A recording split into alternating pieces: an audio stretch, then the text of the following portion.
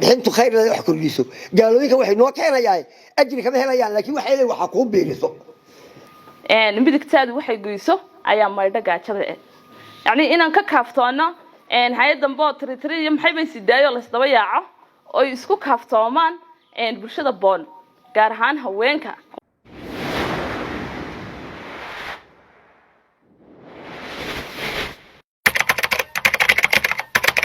haweenka degmada Boon oo dib u soo nooleeyay barnaamijkii iska wuxuu qabso ee degmadaasi ku soo caan baxday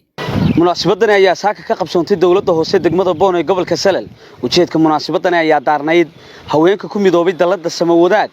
ee degmada Boon ee gobolka Salal ayaa 200 oo kiis oo sibir ku wareejiyay gudoomiyaha degmada Boon ujeedada kiisaska sibirkaasi ayaa waxay ahayd inuu qayb ka noqdo dhismaha dhakhtarka oo ka socda magaalada waxaana kala soo qayb galay cilmowdiin waxgarad aqoonyahan qurba joog iyo bulshada qaybaheeda kala duwan ugu horeyn waxa halkaasi ka hadashay isla markaana faahfaahin kooban ka bixisay gudoomiye Malyoon Abiibow Aadan iyo xubno ka mid ah haweenka xafladayada sibir wareejinta iyo shaacinta dalada samawadaag ururada degmada Boon oo la aasaasay taariikhdu markay ahayd 2 bishii shanaad 2019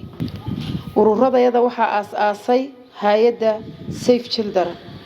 waxaan halkan uga mahad celinayaa hay'adda Safe Children oo keentay inay hooyooyinka degmada Boon ay ku mudoobaan ururo ka kooban yihiin 15 hay'adda Safe Children waxay noo aasaastay 5 urur oo ka kooban yahay من 20 boqol dumar ayay siisay tababar iyo investment ay ku samaysay waxa dabadeetana ka anba qaaday halkii isla ururadii ayaa karti iyo dadaal dheeraad muujiyay kuwaasi oo dib u sameeyay 10 urur iyaguna halka waxa ku midoobay degmada Boon tiradoodu tahay 15 urur kuwaas oo ku midoobay dalada samawadaag dalada ayaa wax qabad kasta ka geysata intii awoodeeda ama karaankeega degmada Boon sida danyarta oo caawiso ama ay ciidsiiso iyadoo waliba khayraadka qolada khayriyada u gudbisa wixii ku caawinayso danyarta iyaga gacanta ku sii hay waxay dayactirtaa masaajida iyo xafladda maanta aan ku wareejin doono sibirkeega dhakhtarka weyn ee dhismihiisu ka socdo degmada Boon 200 oo kiish ayay ugu deeqday dalada samawadaag waxay markasti aan codsanaynaa cid kasta oo wax nagala qaban karta kor u qaadista dalada samawadaag inaan maxay nagala qayb qaadato horumarka degmada Boon waxaan baahi aad u qabnaa haddaan nahay haween weynaha Boon ee ku mudoobay dalada samawadaag inaan helno gurigii martida waxaan ku soo koobayaa hadalkayga mar koobaad iyo mar labaad dagaalkayagu wuxuu ka koobnaa 5,000 oo shilin maantana heerka uu marayo way idinka arkayo halka aan hiigsanayno waxa weeyaan wixii la isku darsada ee meel la wada dhigtay sidaas uu wanaagsan yahay annaga oo ku deeqnay degmada Boon dawladda hoose 50 kursi aan ku deeqnay maxay heedan markaan ahayn 100 dumar ah imikana annagoo 300 oo dumar ah oo 100 dumar ah sameeyeen sida harayba loo soo sheegay marka 5,000 shilin ee dhiganaynay waxa weeyaan de waxayna gaarsiisay heerka maanta aan joogno qurba jooga reeboon dhakhtarka la dhisay ha ahaato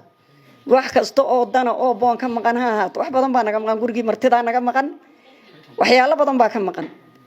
maxaan idhaaday in loo soo jeesto Boon maamulka magaalada waxaan u sheegayaa inuu nala shaqeeyo oo ragga waan dhaliilanaay hayna qiimeeyaan oo in afka uu naga amaanin aad isku kaya barbar taagan insha Allah ay waxa weeyaan maadaama ay maanta 300 dumari isku urureen in isku warhayntoodu hatta guri maanta in laga warhayo jaarka kuugu dhow baa xaq badan inaad ogaatid wuxuu karsanayso ma waxaan leeyahay maanta guri baa war loo iskugu hayaa markaas maxadana waa farxad aad iyo aad weyn waxay ahayd haldhigayagu wuxuu amaanintii maxay ahayd tababaradu noo dhamaadeen wax fahnay midigtaadu waxay goyso ayaa maydha gaajada yani inaan ka kaaftoono hay'adan boo tiri maxay bay sidaayo la isdaba yaaco oo isku kaaftoomaan bulshada boon gaar ahaan haweenku waa wax maxay ahayd meesha ay wax ka soo buuqdadaan waa waxa maxay ahayd guriga maanta cid walba og waxa marka laga reebo aabaha iyada aad iyo aad uga dhuundalash inta kadibna mas'uuliyiintii kala duwanaaye ku sugnaa goobta ayaa hadalka iska daba qaatay inay nagu wareejiyaan deeqdan 200 kiish oo ugu deeqeen dhakhtarka guud ee degmada Boon laga dhisayo General Hospital Boon ayay ugu deeqeen 200 kiish aad iyo aad baan ilaahay khayr idin siiyo halkaad ka soo saarteena bedel khayr qaba waa sadaqaad la baxdeen waa horumar naftaada ka qaado maaragtay naftaada u qaado waa khayr weeyaan maanta oo aad baan u faraxsanahay waxaan dareemayaa farxadaada waa maalin weyn waxaan leenahay wax qabad fiican ayay sameeyeen waxay tuseen bulshada in haddii la isku ururo ay noqon karto tamar weyn taasina dad badan ayaa kaga dayan doona oo degmooyinka kala iyo tuulooyinka kala haduu Ilaahay yiraahdo qorta waa mahadnaq maanta loogu mahadnaqayo ururada siiba hay'adda saftir daran ay ka aasaastay degmada Boon ururada waxaan ku marxad ka nahay inay wax badan ay la qabtaan gudoomiyaashii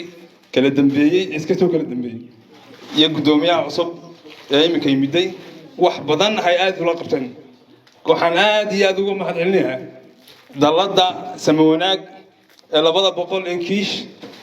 dhakhtarka ku deeqday waxaan leeyahay waniga jazaal khayr 200 kiish ee ku deeqdeen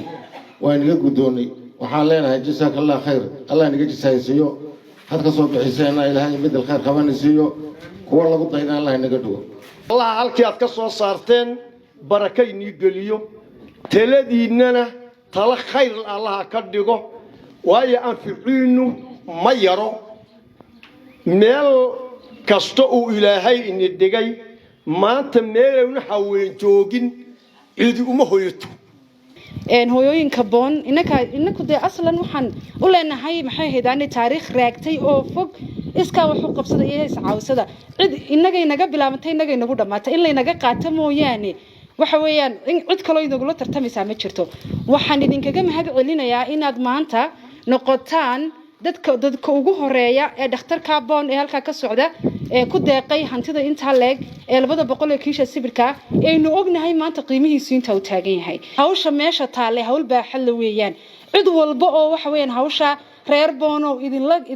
idinla tabaabusheenaysa oo idinla riixaysan inaan soo dhaweeyno ayaan xaq ay noogu leeyihiin waayaanu waxaan xoogoogaal u ahay oon u dhow yahay hawsha meesha taale 3 maqsin baa laga dhisay labada maqsin intii ku baxday waxay 3 jibaar iyo 4 jibaar iyo 5 jibaar ku noqonaysaa hawsha taale ay noo hadhay hadaynu reer Boon nahay waxa weey shalay maanta isku mid maaha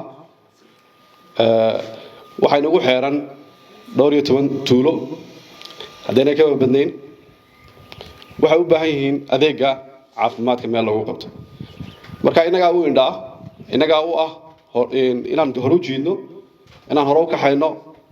waxa weeyaan halkaana ka sii ambaqaadna hadii Ilaahay raaho hospitaalkaasina waxa weeyaan inuu dhismo muhiim bay noo tahay hooyadana foolanaysa hooyadana qalinka u baahan waxa weeye meeshii loogu adeegi lahaa weeye dhakhtar qalin inoo jooga Soomaa shareecada islaamku waxay dhigaysaa hadii magaalada inta leeg dhakhtar laga waayo qalinka waajib ay noqonaysaa Boon marka dambi baan ku jirnaa nin dhinto lagu tukan waayo ma dambi baan soo sax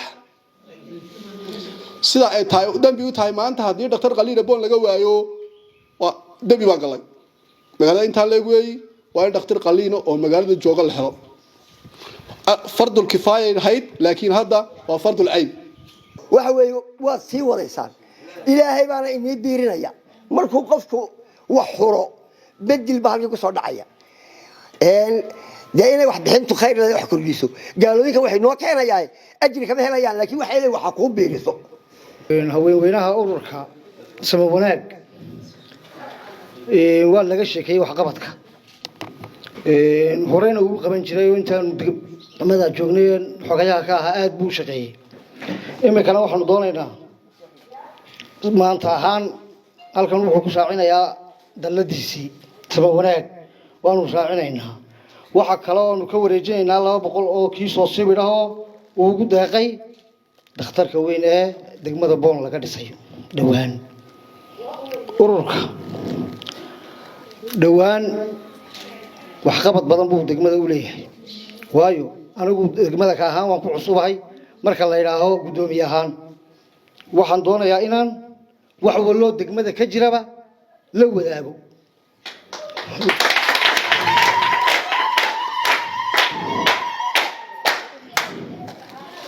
hay'adda qaban qaabisay markii hore haweenkan ee sababta jil darana way mahadsan tahay dhammaan waxaan doonaynaa muddo dhow inaanu aan keeno agabtii nadaafadda aad uga shaqeynaynaa warbaahinta Cishqi TV degmada Boon ee gobolka Salel